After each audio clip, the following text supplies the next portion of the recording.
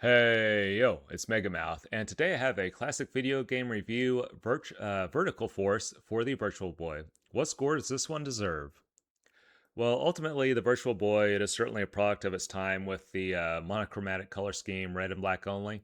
The Virtual Boy, it of course was Nintendo's worst ever performing video game system. Even sold worse, far worse than the Wii U did.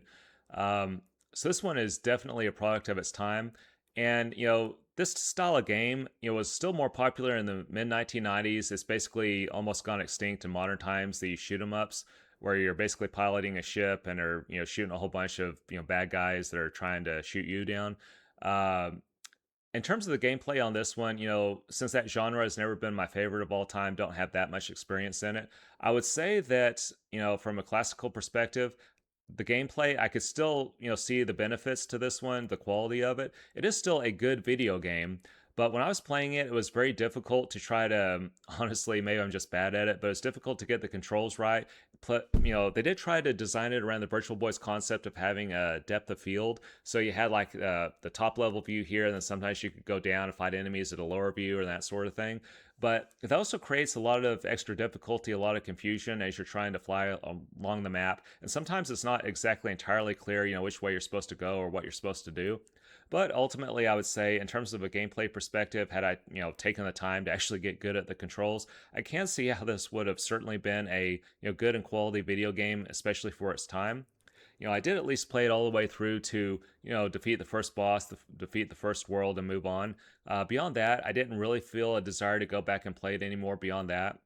Because, it is just kind of old gameplay at this point, and because I don't have a lot of nostalgia for this video game in particular, it is a little bit of a limiting factor for me.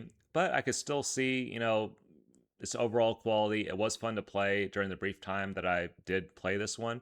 And so, since there were so few video games on the Virtual Boy, I could see how, especially when that genre was more popular as shoot 'em up genre in the mid 1990s, I could certainly see how this would have, been a good quality video game, a good release on the Virtual Boy for its fans back in the mid 1990s. Because this was filling an unfulfilled need for a genre that I don't believe had any other video games developed for it during the brief life of the Virtual Boy.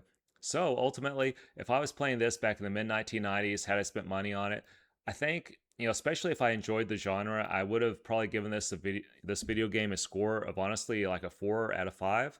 But from a modern perspective, for me, especially since it's not like a favorite genre of all time, I would say it's just fine. I don't hate it. I don't outright love it. I wouldn't say this is like, the greatest shoot 'em up of all time. The Nintendo Switch and the Nintendo Switch 2, they do have access to better versions of this video game or, this genre of video game.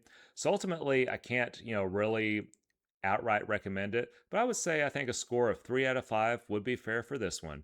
This is Megamouse signing out. Make sure to like, comment, and subscribe.